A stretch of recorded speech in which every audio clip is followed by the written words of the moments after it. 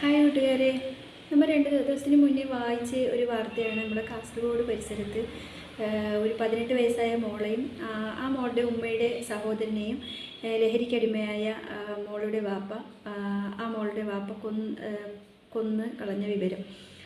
അപ്പോൾ അത് കഴിഞ്ഞ് ഇന്ന് നമ്മൾ ന്യൂസിലത്തെ വാർത്തയിൽ നമ്മൾ സിനിമാ ഫീൽഡിൽ നിൽക്കുന്ന നമ്മുടെ പ്രിയപ്പെട്ട നടൻ മണിയമ്പിള്ള രാജു മദ്യലഹരിയിൽ വാഹനം ഓടിച്ചു പോവുകയും ആ വാഹനം ചെന്ന് 2 പാവം സാധാരണക്കാരായ ബൈക്ക് യാത്രികരും ചെറിയ മക്കൾ പ്രായപൂർത്തിയായ ചെറിയ യുവാക്കളുടെ മേലെ ഇടിക്കുകയും ഒരു കുട്ടിക്ക് 2 കാലും നല്ല പരിക്കുണ്ട്, ഒരു കുട്ടിക്ക് ഡിസ്കിന് നല്ല പരിക്കുണ്ടെന്നൊക്കെയാണ് കേൾക്കുന്നത്.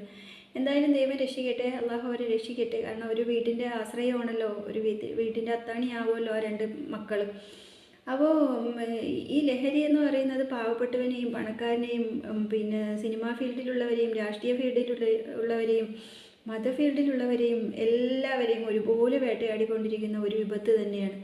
ഞാനോ നിങ്ങളോ അല്ലെങ്കിൽ ഒരു സെമിനാറോ പ്രതികരിച്ചത് കൊണ്ടോ അല്ലെങ്കിൽ അതിനെതിരെ സമരം നടത്തിയത് കൊണ്ടോ കുറച്ച് ദിവസം എന്തെങ്കിലുമൊക്കെ കാണിച്ചിട്ട് അതിനെതിരെ മുദ്രാവാക്യങ്ങൾ വിളിച്ചത് കൊണ്ടോ ഒന്നും അവസാനിക്കുന്ന ഒന്നല്ല.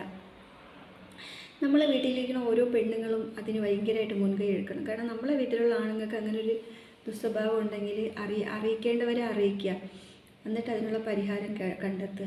അതെനിക്ക് ഭയങ്കരമായിട്ട് നിങ്ങളോട് പറയാനുള്ളതാണ്. കാരണം ഇപ്പോൾ എന്നെ സംബന്ധിച്ച് എനിക്ക് ഹസ്ബൻഡോ പിന്നെ ബാപ്പയോ ആൺമക്കളോ സഹോദരനോ ഉണ്ടെങ്കിൽ എനിക്കറിയാം അവരെന്തൊക്കെ ലഹരി ഉപയോഗിക്കും, അവരുടെ സ്വഭാവം എങ്ങനെയാണ്, ലഹരി ഉപയോഗിച്ചാൽ എങ്ങനെയാണ് പെരുമാറുക എന്നുള്ളത്.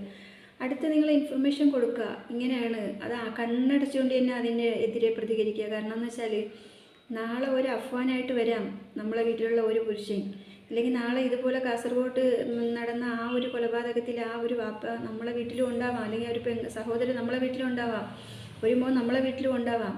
ലഹരി അങ്ങനെയാണ് സഹോദരങ്ങളെ, കാർന്ന് തിന്നുകൊണ്ടേയിരിക്കും. കുറേ പോയാലും ബ്രെയിനിനെ അതും നശിപ്പിച്ചുകൊണ്ടേയിരിക്കും, ബുദ്ധിക്ക് സ്ഥിരത വന്നുകൊണ്ടേയിരിക്കും. ഉമ്മ ആയിരുന്നോ പെങ്ങളായിരുന്നോ പിന്നെ സഹോദരി ആയിരുന്നോ തിരിച്ചറിയാൻ പറ്റാത്ത സിറ്റുവേഷനിൽ കൊണ്ടെത്തിക്കും ലഹരി. ആ സമയത്ത് പാവപ്പെട്ട നമ്മളായിരിക്കും അവരുടെ ഇരകളാവുക. നമ്മളെ കുത്തിക്കൊന്നോ ഞെക്കിക്കൊന്നോ കെട്ടിത്തൂക്കിയോ അവരുടെ പക അങ്ങനെയായിരിക്കും തീർക്കുന്നുണ്ടാവുക. അത് അവരുടെ കുറ്റം ഒരിക്കലുമല്ല. ലഹരി അവരുടെ ശരീരത്തിൽ വരുത്തിത്തീക്കുന്ന വ്യതിയാനങ്ങൾക്കനുസരിച്ച് അവർ പെരുമാറും. അതുകൊണ്ട് എല്ലാ വോയിസ് കേട്ടുകൊണ്ടിരിക്കുന്ന എല്ലാ സഹോദരങ്ങളും കരുതിയിരിക്കുക. നാളെ ഇതുപോലത്തെ ഒരാൾ നമ്മളാവാം, ആയിക്കൂടാതെയൊന്നുമില്ല, ഒരിക്കലും ഇല്ല.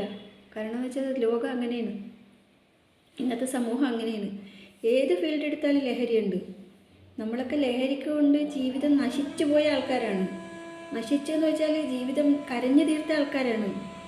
ലഹരി എന്ന് പറയുന്ന ഒരു മാറാ വിപത്ത് കാരണം നമ്മളെ ഒരു ജീവിതം ഫുള്ള് സ്പോയിലായി, ഫുള്ളില്ലാതെ ജീവിതമേ നശിച്ചു. ജീവിതത്തിൻ്റെ എല്ലാ സ്റ്റേജും പോയി. മനസ്സിലായ? ജീവിതത്തിൻ്റെ കരഞ്ഞു തീർത്ത ദിവസങ്ങളുണ്ട്. ഒറ്റയ്ക്ക് ഇരുന്നിട്ട് ഇനി എന്തിനു ജീവിക്കണമെന്ന് തോന്നിപ്പോയ ദിവസങ്ങളുണ്ട്. ഒക്കെ ലഹരി കാരണം അങ്ങനെ സംഭവിച്ചതാ. വോയിസ് കേൾക്കുന്ന എല്ലാവരും നമ്മൾ സ്ത്രീകൾ പ്രതികരിക്കുക. സ്ത്രീകളുടെ ഇടയിലുണ്ട് കേട്ടോ, എല്ലാവരുടെയും ഇടയിലല്ല.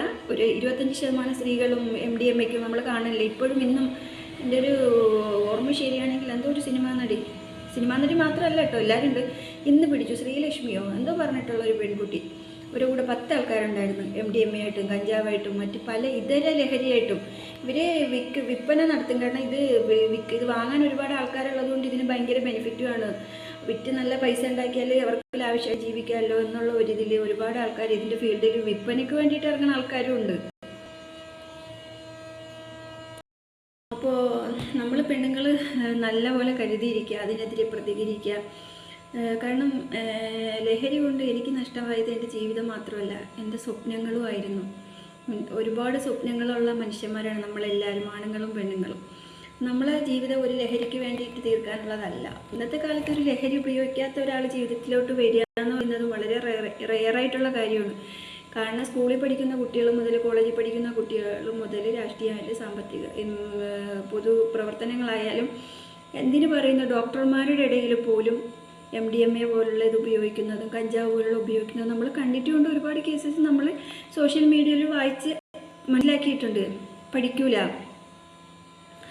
അപ്പം ലോകം അങ്ങനെ അധപ്പതിച്ചുകൊണ്ടിരിക്കുന്ന ഒരു സമയത്തൊക്കെയാണ് നമ്മളുള്ളത്. നമ്മളെ ജീവന് നല്ല വിലയുണ്ട്. പക്ഷേ വിലപ്പെട്ട ജീവനുകൾ നമ്മളെ സുരക്ഷിതമല്ലാത്ത കൈകളിലാണ്. കാരണം നമ്മളെ വീട്ടിലുള്ളവർ തന്നെ അല്ലെങ്കിൽ ലഹരിക്ക് അടിമയാകുമ്പോഴത്തേക്ക് നമ്മളെ എങ്ങോട്ട് ആശ്രയിച്ച് പോവുക എന്നുള്ളൊരിത് നമ്മളെ മനസ്സിൽ എന്തായാലും ഉണ്ടാവും. അപ്പോൾ ഇനി ഒരിക്കലും ഒരു അഫ്വാനോ അല്ലെങ്കിൽ ഒരു കിരണോ മഹേഷോ ഇതുപോലെ കാസർഗോഡ് നടന്ന ആളെ പേരെനിക്കിപ്പോൾ കിട്ടണില്ല, ഓർമ്മയിരിക്കില്ല.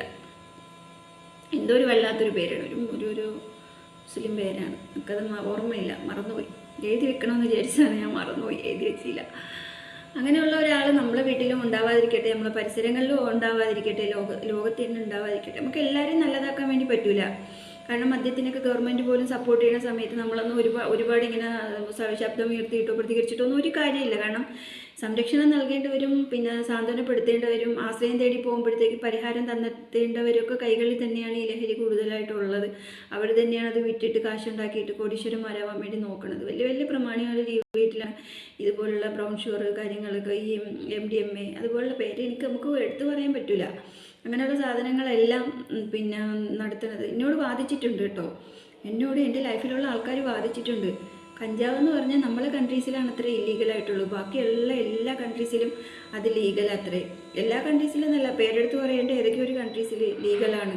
പിന്നെ ആയുർവേദ മരുന്നുകളിലൊക്കെ കഞ്ചാവിൻ്റെ അംശം ചേർക്കണത് കൊണ്ട് അത് ഹലാൽ എന്നൊക്കെ പറഞ്ഞ് വാദിച്ച് ഒരുപാട് പേര് നമ്മളെ ജീവിതത്തിൽ വന്നു പോയിട്ടുണ്ട്, മനസ്സിലായില്ലേ? അപ്പോൾ ലഹരി ഉപയോഗിച്ചതും പോലെ ലഹരിയെ കുറിച്ചിട്ട് വർണ്ണിച്ച് നമ്മളെ മൈൻഡിനെ അതിലോട്ട് ഇങ്ങനെ ആക്കി നമ്മളത് ഉപയോഗിച്ചാൽ എനിക്കൊന്നും പറ്റില്ല എന്ന് പറഞ്ഞ് സംസാരിച്ച് പോയവർ നമ്മളെയൊക്കെ ജീവിതത്തിലുണ്ട്. അതുകൊണ്ട് നമ്മളൊന്നും പുറമേ ഉള്ളവരെ കുറ്റം പറയുന്നത് മാത്രമല്ല, നമ്മളകത്ത് നമ്മളെ ജീവിതത്തിൻ്റെ ലൈഫിൻ്റെ ഉള്ളിലും ഇന്നും ഒരുപാട് ലഹരിക്ക് അടിമപ്പെട്ടിട്ട് ഒരുപാട് കുടുംബത്തിലും അപ്പോൾ സമൂഹത്തിലൊക്കെ പ്രശ്നം ഉണ്ടാക്കുന്ന ഒരുപാട് പേര് നമ്മൾ പേഴ്സണലായിട്ട് അറിയാം. പക്ഷെ ഞാനൊക്കെ അങ്ങനെയുള്ള ആൾക്കാരുടെ വൈഫുമാരോട് ഞാൻ പറയും, നിങ്ങൾ ഇറങ്ങി പോവുക ജീവിതത്തിൽ നിന്ന്. ഇങ്ങനെയുള്ള തെണ്ടികളോട് ജീവിക്കാതെ ഇരിക്കുക. സത്യം പറയാമല്ലോ, കരഞ്ഞു തീർക്കാനുള്ളതല്ല ഒരു സ്ത്രീയുടെ ജീവിതം. ഒരു പുരുഷൻ്റെ ജീവിതമായിരുന്നാലും ശരിയാണ്, പക്ഷെ കൂടുതൽ ലഹരിക്ക് അടിമപ്പെട്ടിട്ടുള്ളത് പുരുഷന്മാരാണ്. പറഞ്ഞാൽ ഞാനിപ്പോൾ ഒരാളോട് ഇപ്പോൾ അടുത്തിടെ സംസാരിച്ചപ്പോൾ ലഹരിയെക്കുറിച്ച് ഇങ്ങനെ സംസാരിച്ചപ്പോൾ ആൾ പറഞ്ഞെന്താ അറിയുമോ, അപ്പം ഞാനിങ്ങനെ സംസാരിക്കുന്ന കൂട്ടത്തിൽ മൂപ്പരോട് ചോദിച്ചു, അല്ല നിങ്ങൾ എന്തെങ്കിലും ലഹരി ഉപയോഗിക്കുമെന്ന് ചോദിച്ചു. അപ്പം അയാൾ പറഞ്ഞു, ഞാൻ സിഗരറ്റ് വലിക്കും. അങ്ങനെ സിഗരറ്റ് വലിക്കാൻ എന്നെ കാരണക്കാരിയാക്കിയതും എൻ്റെ വൈഫാണ് അത്രേ. ഭയങ്കര ഫീലിങ്സ്, ടെൻഷൻ, ഡിപ്രഷനൊക്കെ കൂടിയപ്പോൾ ഞാൻ വലിച്ചു തുടങ്ങിയതാണ് സിഗരറ്റ് എന്ന്. ഒരിക്കലും യോജിക്കാൻ പറ്റാത്ത കാര്യമല്ലേ, ഒരിക്കലും യോജിക്കാൻ പറ്റാത്ത കാര്യമാണ് എനിക്ക്, അല്ലെങ്കിൽ കേട്ടോണ്ടിരിക്കുന്ന നിങ്ങളിൽ പലർക്കും ഇത് യോജിക്കാൻ പറ്റില്ല. കാരണം ഒരു ഡിപ്രഷൻ മാറ്റാൻ ഒരു സിഗരറ്റിൻ്റെ ആവശ്യമാണെങ്കിൽ നമുക്ക് ഹോസ്പിറ്റലിൽ പോകേണ്ട കാര്യമില്ല. ഡിപ്രഷൻ വരുമ്പോൾ നമുക്ക് സിഗരറ്റ് വലിച്ചാൽ പോരെ, അല്ലെങ്കിൽ കഞ്ചാവ് വലിച്ചാൽ പോരെ, വെള്ളം അടിച്ചാൽ പോരെ. അതൊക്കെ അവരെ നിലനിൽപ്പിന് വേണ്ടിയിട്ടുള്ള പ്രായോഗിക കാര്യങ്ങൾ മാത്രമാണ് അവർ സംസാരിക്കുന്നത്, മനസ്സിലായില്ലേ?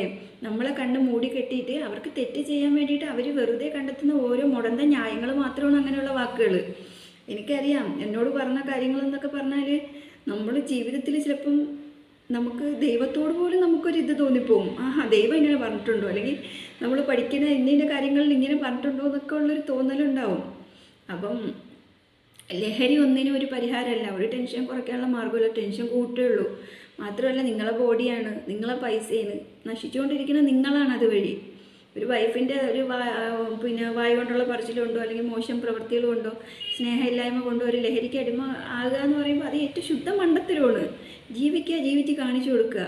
അപ്പോൾ ലൈഫിൽ നിന്ന് നഷ്ടത്തിലോട്ട് പോവുക എന്നുള്ളതല്ലല്ലോ. നഷ്ടങ്ങൾ ജീവിതത്തിൽ സംഭവിച്ചിരിക്കും, പക്ഷെ നമ്മൾ വീണ്ടും ഉയർച്ചയിലേക്ക് പോവുക, അതാണ് നമ്മളെ ലൈഫ്. എന്ത് ജീവിതത്തിൽ സംഭവിച്ചാലും അതെല്ലാം തരണം ചെയ്തുകൊണ്ട് നമ്മൾ പോവുക. പക്ഷേ എനിക്ക് പറയാനുള്ളത്, ലഹരിക്ക് അടിമപ്പെട്ട് ആരെങ്കിലും വീട്ടിലുണ്ടെങ്കിൽ ഉടനെ തന്നെ അറിയിക്കുക. എല്ലാവരും എന്തായാലും നമ്മളെ സപ്പോർട്ട് ചെയ്യാതിരിക്കില്ല, എവിടെയെങ്കിലും നമുക്കൊരു കൈത്താങ് ഉണ്ടാവും. ഈ ഫിലിപ്പ് മമ്പാടി സാറിനെ പോലുള്ള ഒരുപാട് പേര്, അതൊരാൾ മാത്രമാണ് കേട്ടോ, അതെനിക്ക് പേരിങ്ങനെ വന്നതുകൊണ്ട് ഞാൻ പറഞ്ഞതാണ്. ഒരുപാട് പേര് നമുക്ക് സപ്പോർട്ടായിട്ടുണ്ടാവും. ഒരുപാട് സംഘടനകൾ ഇതിനെതിരെ പ്രവർത്തിക്കുന്ന ആൾക്കാരുണ്ടാവും. ഇതിൽ നിന്ന് പോയതിന് ശേഷം ലഹരിക്ക് അടിമപ്പെട്ട് പിന്നെ കുറ്റം തോന്നിയിട്ട് കുറ്റവിമുക്തനായി ലഹരിയിൽ നിന്ന് വിമുക്തനായി ജീവിതത്തിൽ തിരിച്ചു വന്ന ഒരുപാട് പേരുണ്ട്. അവരൊക്കെ ഒരുപാട് സംഘടനകൾ രൂപീകരിച്ച് ഇതിനെതിരെ പ്രവർത്തിക്കുന്നുമുണ്ട്. നമ്മളൊക്കെ കണ്ടത് എന്താ അറിയാമോ, മണിയംപിള്ള രാജുവിന് അപകടം. മണിയംപിള്ള രാജുവിന് എങ്ങനെ അപകടമായി? മൂപ്പര് പോയ വണ്ടിയിൽ മൂപ്പര് കുടിച്ചിട്ടായിരുന്നത്, ലഹരി ഉപയോഗിച്ചിട്ടായിരുന്നത്, മനസ്സിലായില്ലേ? നമുക്ക് ആക്സിഡൻറ്റുകൾ ഉണ്ടാവാം, ഇപ്പോൾ കുടിക്കാതെ പോയാലും ആക്സിഡൻറ്റ് ഉണ്ടാവാം, സാഹചര്യം നിമിത്തം ഉറങ്ങിപ്പോകലുകൾ കൊണ്ടോ അല്ലെങ്കിൽ ബ്രേക്ക് നഷ്ടമാകുന്നതോ വണ്ടിയിൽ എന്തെങ്കിലും തകരാറ് കൊണ്ടൊക്കെ ആക്സിഡൻറ്റ് ഉണ്ടാവാം. പക്ഷേ ലഹരിക്ക് അടിമയായിട്ട് ആക്സിഡൻറ്റ് ഉണ്ടാക്കിയിട്ട് ഒരു ജീവൻ എടുക്കുക എന്ന് പറയുമ്പോഴത്തേക്ക് അത് വല്ലാത്തൊരു സങ്കടം നിറഞ്ഞ കാര്യമാണ്. അതുമാത്രമല്ല ഇപ്പോഴത്തേന്ന് വെച്ചാൽ മക്കളെയൊക്കെ കുത്തിക്കൊല്ലുക. ലഹരി ഉപയോഗിച്ച വൈഫ് ആരെന്നാ, വൈഫിനെ തിരിച്ചറിയാൻ പറ്റൂല, പെൺമക്കൾ ആമക്കളും തിരിച്ചറിയാൻ പറ്റില്ല, ഉമ്മനെ തിരിച്ചറിയാൻ പറ്റില്ല, ഉപ്പനെ തിരിച്ചറിയാൻ പറ്റൂല. എല്ലാം ലഹരി ഉപയോഗിച്ചിട്ട് ചെയ്യുന്നതാണ്. ഇന്നലെ 2-3 ദിവസത്തിന് മുന്നേ ഇതേപോലെ സോഷ്യൽ മീഡിയയിലുണ്ടായിരുന്ന ഒരു വയസ്സായ നല്ല വയസ്സുള്ള ഒരു 10 നമ്മൾ അതിൽ ഫോട്ടോയിൽ കാണുമ്പോൾ ഒരു 10-80ഓളം വയസ്സിന് അടുത്തുണ്ട് ഒരു അച്ഛനെ, ഒരു മോന് 30-38 വയസ്സായ ഒരു മോന് തല്ലുക. അതിൻ്റെ താഴത്തെ ഇതിൽ മദ്യപിച്ചുകൊണ്ട് യുവാവിൻ്റെ ലഹരിയിലുള്ള മർദ്ദനം എന്ന്.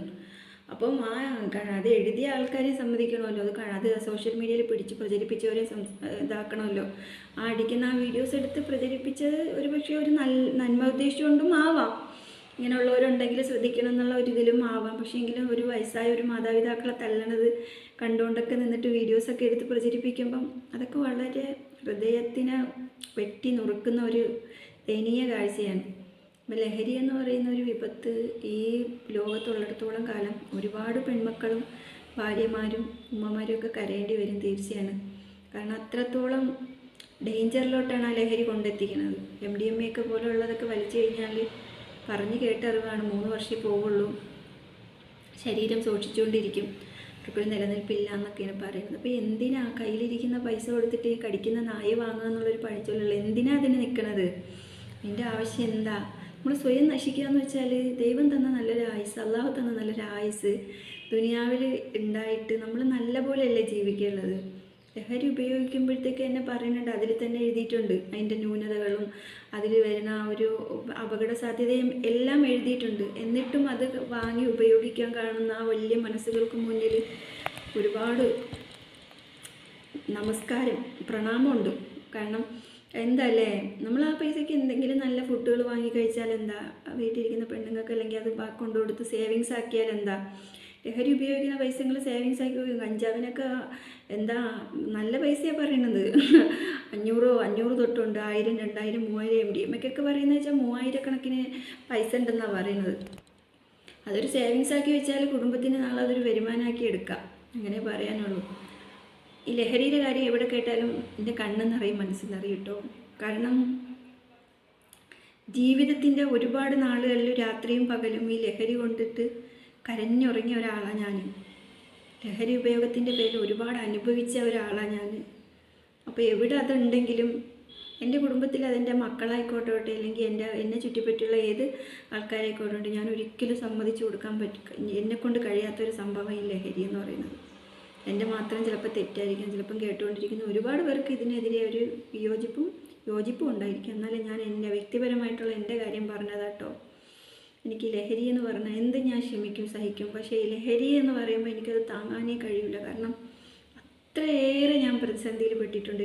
ലഹരിക്ക് എതിരെ ഞാൻ അത്രയും പോരാടി. എൻ്റെ ജീവിതത്തിൽ ഒരു നല്ലൊരു നാളും ഞാൻ ലഹരിക്ക് വേണ്ടിയിട്ട് ഞാൻ അടിമപ്പെട്ടവർക്ക് വേണ്ടിയിട്ട് ജീവിതം കാഴ്ചവെച്ചിട്ട് പരാജയപ്പെട്ട ആളാണ്. അതുകൊണ്ട് നല്ല വിഷമം തോന്നലുണ്ട്. എന്നാലും സന്തോഷം, ഞാനിത് പറഞ്ഞെന്നുള്ളൂ. നമ്മളെല്ലാവരും കരുതിയിരിക്കുക. നാളെ നമ്മളെ വീട്ടിലുള്ള ഒരാളുടെ കൈകളാൽ നമ്മൾ മരണപ്പെടാതിരിക്കാൻ വേണ്ടിയിട്ട് സൂക്ഷിക്കുക. ഓക്കെ, ചാനൽ ആദ്യമായിട്ടാണ് കാണുന്നതെങ്കിൽ സബ്സ്ക്രൈബ് ചെയ്യുക, ലൈക്ക് ചെയ്യുക, കമൻറ്റ് ചെയ്യുക. അടുത്തൊരു വീഡിയോയിൽ കാണുന്നത് വരെ ബൈ.